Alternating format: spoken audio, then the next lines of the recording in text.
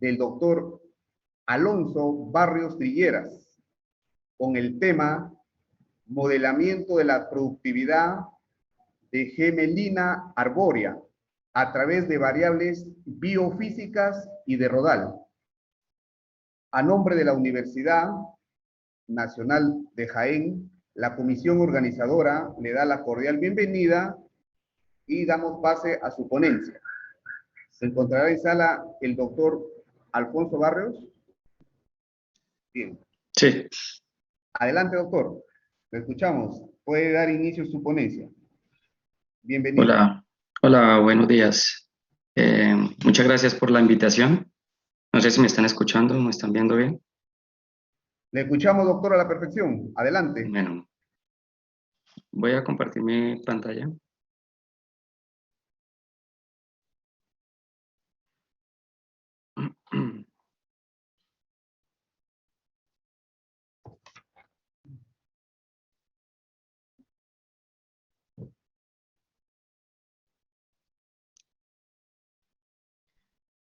¿Están viendo, cierto? Sí, perfecto, doctor. Adelante. Bueno, muchas gracias por la invitación. De verdad es un placer estar acá acompañándolos el día de hoy. Bueno, yo soy profesor de la Universidad del Tolima, adscrito a la Facultad de Ingeniería Forestal en Ibagué, Colombia. Es un cambio brusco ahorita en la temática, ya teniendo en cuenta que nos estaban hablando de la parte médica, ¿no? Pero ahorita lo que quiero introducirlos es al sector forestal, al campo forestal, a las ciencias forestales. Bueno, la presentación que les traje el día de hoy se tiene como título Modelamiento de la productividad de melina arbórea a través de variables biofísicas y de rodal. Voy a, primero que todo, hacer una introducción, voy a explicar qué es lo que entendemos nosotros los forestales por productividad, cuál es la relación que existe entre la altura dominante de un rodal y la edad, qué es el índice de sitio, cómo podemos definir un índice de sitio y cómo se puede predecir ese índice de sitio, los objetivos de mi investigación, los métodos, un recuento de lo que es hoy en día el sector forestal colombiano, el área de estudio donde se realizó esta investigación, fuentes de información, análisis de datos, resultados y unas conclusiones breves. Bueno, en las ciencias forestales nosotros es común que hablemos de lo que es la calidad de un sitio, ¿cierto? Y esa calidad de sitio la definimos como la capacidad de cualquier área determinada para hacer crecer árboles. ¿Sí? Es la capacidad que tiene intrínsecamente ese sitio, ese lugar para hacer crecer árboles. Entonces, en sí, también la podemos definir como una respuesta en el desarrollo de una determinada especie a la totalidad de esas condiciones ambientales que existen en ese sitio, ¿cierto? Y pues ahí podemos también tener otras definiciones como la que expuso Clutter en 1983 como el potencial productivo de un sitio está definido por las interacciones entre lo que es la genética de la especie y las características climáticas, edáficas o bióticas que están presentes en ese lugar. Si uno lo ve gráficamente, en realidad es una interacción, ¿no? Lo que tenemos. Nosotros tenemos bosques y esos bosques se deben a lo que le aportan el suelo y le aporta el clima, ¿cierto? Básicamente también el suelo es un mediador en cuanto a la disponibilidad de agua para hacer su funciones fotosintéticas y de crecimiento para esos bosques, ¿cierto? Nosotros, los forestales, lo que hacemos es intervenir a través de prácticas silviculturales en el desarrollo de esos bosques, básicamente desde varios puntos, como por ejemplo la genética, cuando uno selecciona una especie y selecciona las semillas que voy a usar o las técnicas que voy a usar para propagar. También puedo hacer un cambio o una modificación de esa productividad a través de la selección de la densidad de plantación, por ejemplo, cuántas plantas debo sembrar en una unidad de superficie, ¿cierto? Y pues esa densidad tiene mucho que ver con la competencia, ¿cierto? O sea, si yo siembro muchas plantas en una superficie, pues voy a tener mucha competencia entre ellas y pues eso me va a llevar a que existan ciertas interacciones entre esas plantas y eso se traduzca en un efecto sobre la productividad. Pero también el suelo nosotros lo podemos modificar también a través de prácticas silviculturales. Por ejemplo, podemos hacer preparación de sitios, ¿cierto? Podemos hacer un subsolado, igual que nos hacen nuestros colegas agrónomos. Ahí podemos fertilizar o podemos inclusive aplicar riego a nuestras plantas y de esa manera también ya estamos modificando podemos modificar la productividad de esos bosques. En las ciencias forestales y básicamente en nuestros libros de dasometría y de modelamiento encontramos de que es común que la densidad, la productividad de los bosques la, la evaluemos a través de la medición indirecta de la altura dominante de los árboles. ¿Qué es la altura dominante de los árboles? De los rodales, perdón. Es, es la, es la altura, digamos, que presentan nuestros mayores, los árboles más grandes de nuestro rodal a una cierta edad. Y esa altura dominante, pues, se ha encontrado que no está correlaciona bien con la productividad, o sea, con la calidad del sitio, pero es una variable que es poco afectada por la densidad. Por eso normalmente nosotros la usamos mucho. Y normalmente acostumbramos a definirla como la altura dominante de los 100 árboles de mayor diámetro por hectárea. Entonces, a partir de esa gráfica, digamos, de lo que nosotros graficamos aquí como la altura, el desarrollo de altura dominante a medida que un rodal crece, un bosque crece, podemos calcular un índice de sitio, ¿sí? Ese índice de sitio sería esa altura dominante a una edad definida, una edad base. Normalmente, entonces, para cada especie, pues tenemos una edad base o una edad clave a la cual pues podemos calcular ese índice de sitio. El índice de sitio pues es una medida de la productividad, se convierte como una medida de la productividad y nos permite pues comparar entonces bosques o rodales o plantaciones en cuanto a términos de esa productividad. Normalmente también el índice de sitio lo convertimos en una herramienta para la toma de decisiones, por ejemplo, para asignar prescripciones de manejo. Por ejemplo, hay ciertos rodales que si no tienen una cantidad de productividad que es estimada pues a partir de la experiencia, pues no se le aplica ningún manejo, ¿sí? Esos rodales pues no, por ejemplo, no se le pueden aplicar raleos o no se le aplican podas para formar los árboles. Entonces, se vuelve una herramienta para la toma de decisiones. Y también es muy importante pues, en el momento de la simulación del crecimiento y el rendimiento forestal. Es muy utilizada entonces para iniciar procesos de simulación. El índice de sitio, pues investigaciones previas han demostrado que puede ser modelado. Por ejemplo, puede ser modelado en función del clima, de características climáticas, del suelo, de la vegetación, inclusive de la silvicultura. Estudios previos, por ejemplo, por Callejar en el 96 demostró, por ejemplo, para estas especies como Pinus pataeda y Picea sitchensis en los Estados Unidos que el índice de sitio variaba en función del régimen de humedad del suelo.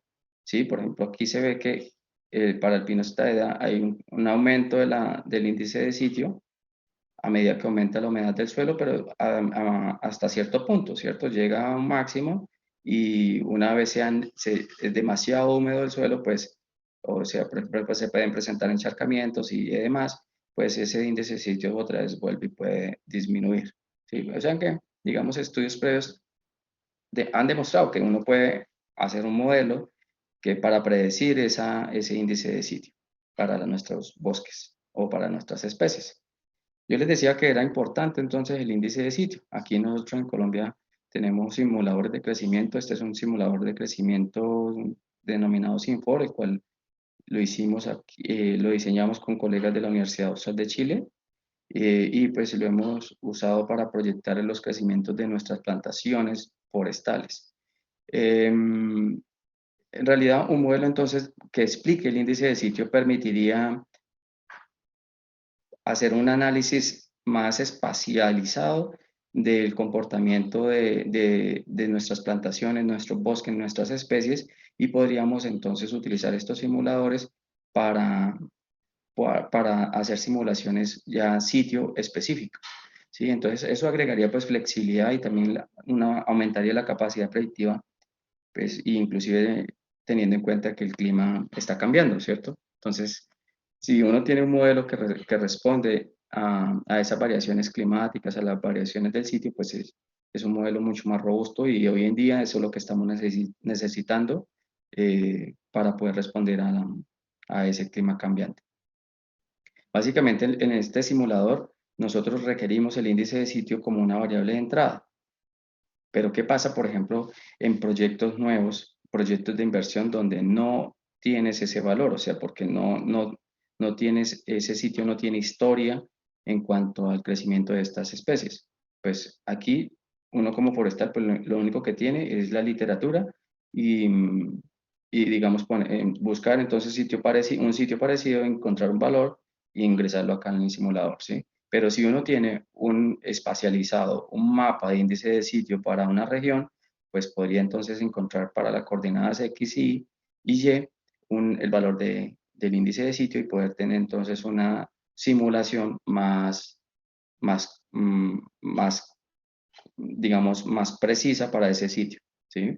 Una vez tener completa esta información, entonces puede correr simulaciones y ver cómo va a ser el desarrollo de esa especie en ese sitio específico.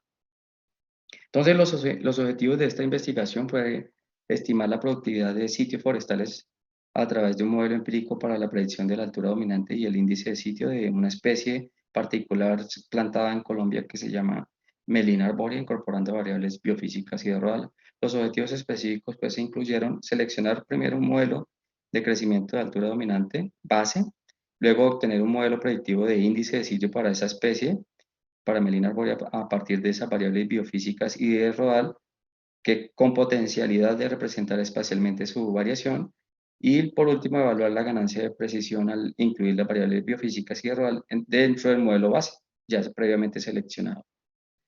Yo les cuento un poco sobre Colombia. Bueno, Colombia somos vecinos aquí, los vecinos del norte de Perú, pues es un país pues bastante también grande, muy diverso. Tenemos todas las variaciones climáticas que ustedes imaginen. Tenemos todos los tipos de bosque, ¿cierto? Tenemos pues desde prácticamente el nivel del mar y entonces podemos subir en los Andes hasta casi más de 5.000 metros, ¿cierto? Entonces tenemos toda la cantidad de sitios que...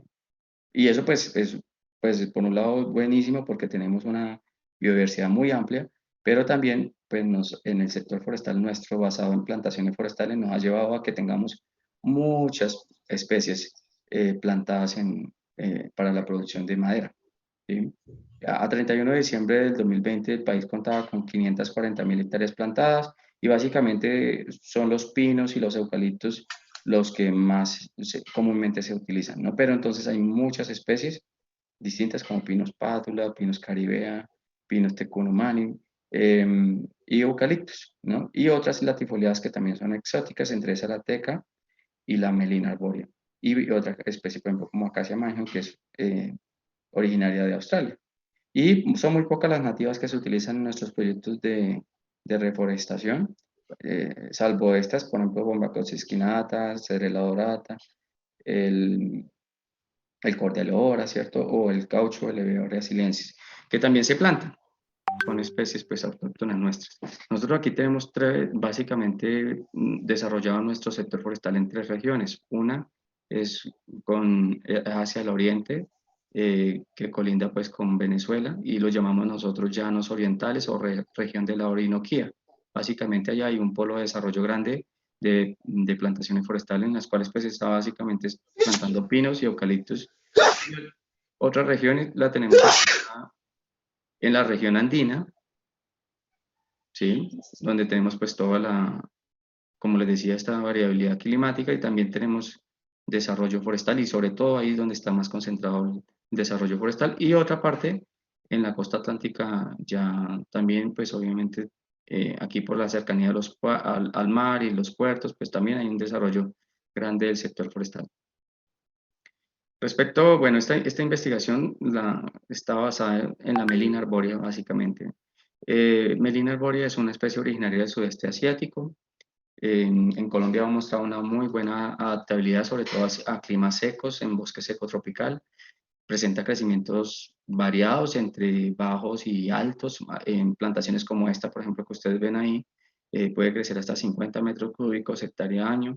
La madera es de densidad media de 0.43 a 0.47 gramos por centímetro cúbico, por lo tanto es una madera bastante útil para la industria del aserrío y también para la elaboración de tableros de partículas o tableros de fibras. También la utilizamos mucho acá como fuente también de ese tipo de tableros.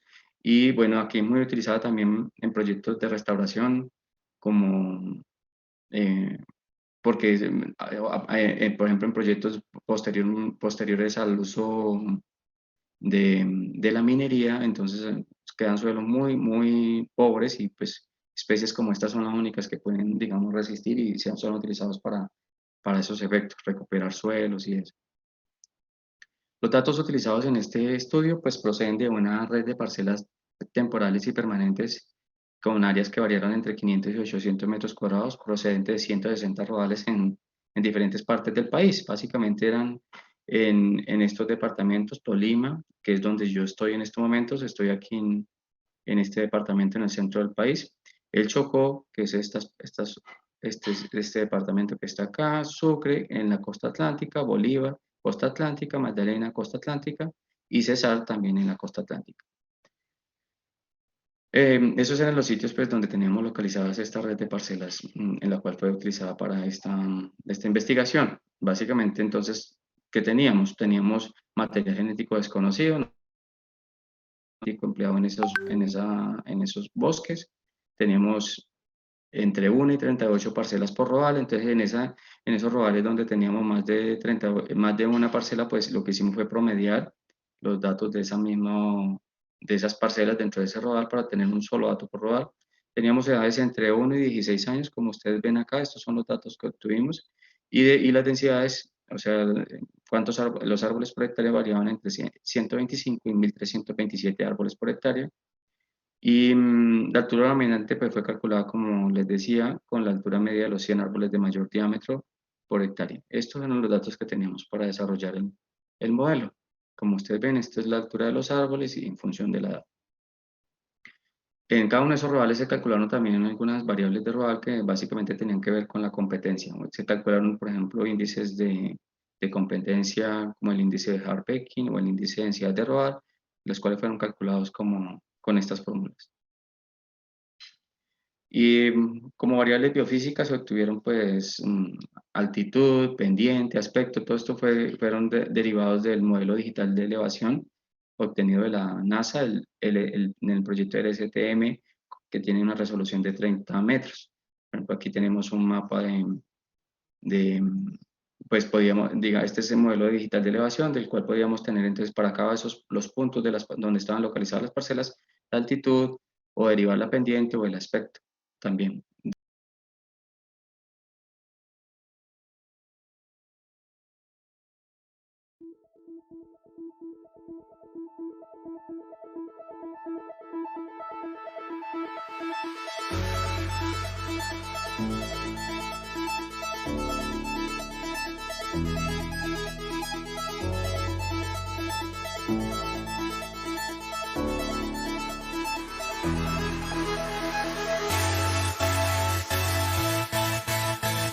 A ver, cómo era la disponibilidad hídrica, digamos, de cada lugar donde estaban puestos estos puntos de muestreo.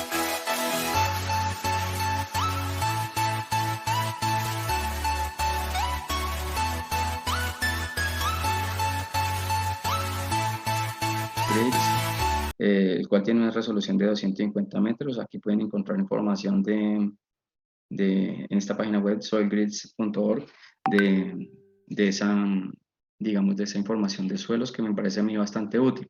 De aquí que obtuvimos, por ejemplo, obtuvimos la cantidad de arena, limo y arcilla de la capa superior del suelo, la densidad aparente, el pH, la capacidad de intercambio catiónico, el carbono total o el contenido de agua disponible. Es una base mundial, ¿no? Para que lo tengan en cuenta. De clima, pues sí utilizamos información también disponible aquí en Colombia del Instituto de Hidrología, Meteorología y Estudios Ambientales IDEAN, la cual tuvimos promedios de los años desde 1981 al 2010, interpolados utilizando el método de la distancia inversa, de valores inversos ponderados por la distancia utilizando el software ArcGIS 10.2. Las variables climáticas que trabajamos fueron pues temperatura mínima, máxima, media, precipitación anual, número de días de lluvia, brillo solar, humedad relativa, evaporación y evapotranspiración potencial. Pero básicamente lo que teníamos aquí son puntos y lo que hicimos es una interpolación, como ustedes ven ahí, para todo el país. Aquí, por ejemplo, tenemos un mapa de temperatura media, un mapa de precipitación y un mapa raster de número de días con precipitación. Así pues podríamos entonces extraer de cada uno de estos raster el valor, digamos, que le correspondía a cada uno de los puntos de muestreo. Posteriormente, ya en el análisis de datos, lo que hicimos fue primero una selección previa de modelos o estructuras matemáticas disponibles para el modelamiento, el comportamiento de la altura dominante en función de la edad, y en la literatura encontramos y seleccionamos estos 4 modelos. Primero fue el de Chapman y Richards, el cual tiene esta estructura, Korf, Schumacher y Weibull. Todos estos han sido previamente utilizados y pues son muy ampliamente reportados en la literatura. ¿Qué hicimos? Pues utilizamos el software SAS para ajustar estos modelos a nuestros datos, y para validar utilizamos validación cruzada. Tomamos toda la base de datos y formamos 10 grupos de igual tamaño. Entonces, como teníamos 160 rodales, cada grupo tenía 16 rodales. Y lo que hicimos fue entonces ajustar este modelo 10 veces, ¿sí? Entonces, cada vez dejábamos un grupo por fuera. Ese grupo que se dejaba por fuera, con ese se validaba el modelo. Entonces, para validar, utilizamos medidas de bondad de ajuste. Entre ellas utilizamos un índice de ajuste que es similar al R cuadrado, el error absoluto medio y la raíz del error medio cuadrático como medidas de bondad de ajuste.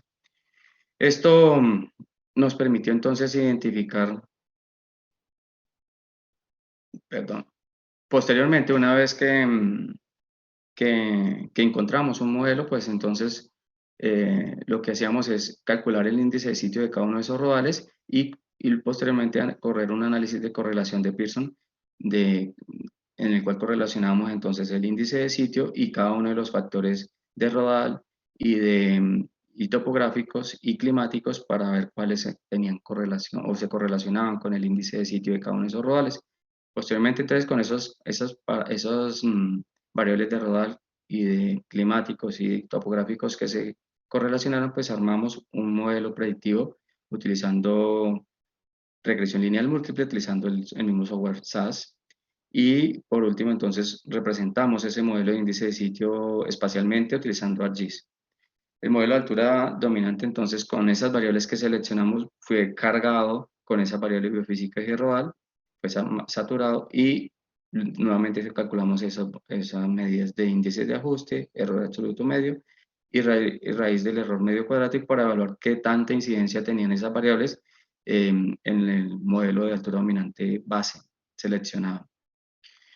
Bueno, ya como resultados, entonces aquí tenemos los parámetros que obtuvimos en el ajuste de estos modelos, de los 4 modelos. Como ustedes pueden ver, estos 2 modelos de Chapman y Richards y de Weibull presentaron básicamente los mismos estadísticos de bondad de ajuste: 0,69 de índice de ajuste, un error de 2.11, aquí un poquito más bajo, la raíz del error medio cuadrático casi exactamente igual, ¿no? Entonces, ¿qué hicimos? Pues seleccionamos un modelo, ¿no?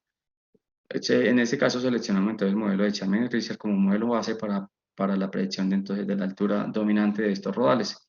¿Por qué el modelo de Chapman y Richards? Pues el modelo de Chapman y Richards es un modelo que posee características típicas de un modelo de crecimiento biológico. Comienza en un punto cero, presenta un crecimiento acelerado en edades juveniles, ¿cierto? Presenta un punto de inflexión donde cambia la pendiente, ¿cierto? Y desacelera el crecimiento, e incluye una asíntota para la cual pues refleja también el máximo crecimiento que puede presentar estos organismos, estos árboles. Aquí esos eran los datos entonces el modelo, cómo se veía, el modelo que seleccionamos para la representación de la altura dominante de estos rodales. Posteriormente, en el análisis de correlación hicimos esta gráfica donde podíamos ver entonces si la correlación, la fuerza de la correlación y también la dirección de esa correlación. Aquí veíamos entonces si están correlacionados a un un 95% o inclusive mucho más bajo, ¿cierto? Con un p-valor de mucho más bajo. Entonces, básicamente lo que encontramos fue que ese índice de sitio correlacionaba con la densidad y sobre todo con el índice de Harbeck o el espaciamiento relativo, que es muy común. También encontramos que correlacionaba negativamente con la altitud. Y también correlacionado con algunas características del suelo, como la incapacidad de intercambio catiónico y la disponibilidad de agua en el suelo. Y también correlacionada con algunas variables climáticas, como la humedad relativa, y, perdón, yo me devuelvo un poquito, y también pues con algunas otras, como por ejemplo la evaporación o la precipitación, también mostraban alguna correlación. Esas variables que mostraron con alguna correlaciones significativas, pues con ellas fueron las que fueron seleccionadas para armar el modelo predictor de índice de sitio. Este cuadro recoge entonces las variables que finalmente en un proceso stepwise dejó el modelo de regresión lineal múltiple, el cual incluyó entonces el índice de espaciamiento relativo, cuál era la variable que mayor contribución hacía a la explicación del índice de sitio, la altitud y la precipitación anual. Fíjense que aquí hay una correlación negativa un signo negativo con la altitud, quiere decir que esta especie crece bien en las zonas bajas, pero ya en zonas muy altas, de mucha altitud, pues ya no crece. Y lo que esperábamos era que pues, tuviera correlación o alguna relación con la precipitación, que fuera directo. A mayor precipitación, pues hubiera un mayor crecimiento, ¿cierto? Y con respecto al espaciamiento, pues no esperábamos esto. En realidad, esto en la literatura es muy, se dice o se ha explicado que pues, la altura dominante no tiene relación con el espaciamiento, o sea, con la competencia en sí, pero en esta especie sí nos demostró que había una relación y se mantenía inclusive para todas las edades. ¿Qué nos mostró? Aparentemente, entonces, la melina arbórea presenta una alta densodependencia, o sea, cuando los árboles crecen en competencia, presentan mayor crecimiento en altura que cuando los árboles crecen sin competencia. Ese modelo de índice de sitio lo pusimos entonces con ayuda del ArcGIS para representarlo espacialmente. Por ejemplo, aquí está representado mi departamento donde estoy localizado en este momento, y aquí se muestra en verde los lugares donde se presentaría un mayor índice de sitio para esa especie. Entre más oscuro sea ese verde, mayor índice de sitio tendría la especie plantada ahí. En esos sitios oscuros, pues ya es imposible plantar esta especie porque no se desarrollaría, ¿no? Esta herramienta es bien importante porque aquí pues, nos permite entonces identificar sitios donde posiblemente uno pueda plantar esta especie y donde se podría tener los mayores crecimientos o esperar mejores crecimientos para la especie. Por último, pues esas variables que fueron identificadas fueron agregadas en el modelo de altura dominante base, y pues como vemos aquí, esa incorporación de esas variables permitió aumentar el índice de ajuste en un 30%, reducir el error absoluto en 40% y reducir la raíz del error medio cuadrático en un 41%. Es un buen hallazgo porque quiere decir que si uno con estas variables que son inclusive muy fáciles de medir, pues puede mejorar, digamos, la precisión del modelo para predecir la altura dominante de estos rodales. Por último, este es el modelo que se seleccionó, es con los parámetros ya ajustados. El índice de sitio aquí, si uno no lo conoce, lo puede calcular utilizando entonces el índice de espaciamiento relativo, la altitud y la precipitación. Como conclusiones de este estudio, pues encontramos que el modelo de Chapman-Ridge representa adecuadamente el crecimiento en altura dominante para esta especie. El índice de sitio de Melina arbórea se puede predecir en función del nivel de ocupación del rodal, la altitud y la precipitación anual. Y una ventaja de estos modelos es que requiere una escasa información para poder ser implementada, ¿no? Inclusive esa información puede ser recogida de mapas temáticos que normalmente nuestros institutos de meteorología pues tienen. La incorporación del índice de espaciamiento relativo y la altitud y la precipitación anual dentro del modelo de altura dominante permitió reducir el sesgo, el error y el error asociado a la estimación de la altura dominante. Lo que sí se requiere y se identificó, ¿no?, es que se requieren nuevas investigaciones para evaluar la influencia de esa densidad en el desarrollo en altura dominante de Melina arbórea, lo cual pues permitiría definir nuevos regímenes óptimos de manejo de la densidad y de acuerdo al sitio. Pues porque vimos aquí en esta investigación de que pues a mayor densidad, mayor crecimiento en altura podrían tener esta especie aquí, por lo menos aquí en este país. Bueno, por último, esto pues es agradecer a la Oficina de Investigación y Desarrollo Científico de la Universidad del Tolima porque nos financiaron esta investigación. Los interesados pueden buscar el artículo publicado, está en la revista Colombia Forestal, recientemente salió publicado. Muchas gracias. Y pues aquí una panorámica de mi ciudad. Esta es la plaza principal de la ciudad. Muchas gracias. Quedo pendiente si tienen alguna consulta. Bien, doctor. La primera pregunta es la siguiente. La consulta va referida al uso de la metodología Mirasil en comparación con Sinfor. ¿Podemos inferir que alguna de ellas es mejor? Bueno, yo no conozco mucho el Mirasilva. Ese es un producto desarrollado, si no estoy mal, por el CATIA. ¿Sí estoy bien?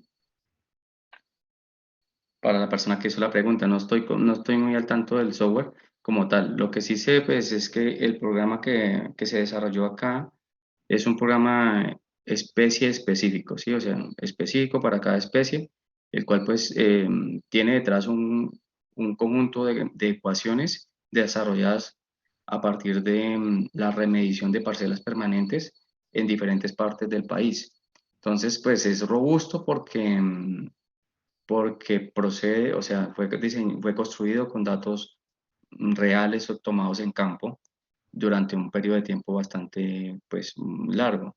Lo otro es que este modelo de simulación hace otras cosas que no permite hacer algunos programas como, bueno, no conozco el Mirasil, pero normalmente los programas permiten hacer la simulación de trazar las curvas de desarrollo de las especies, ¿cierto?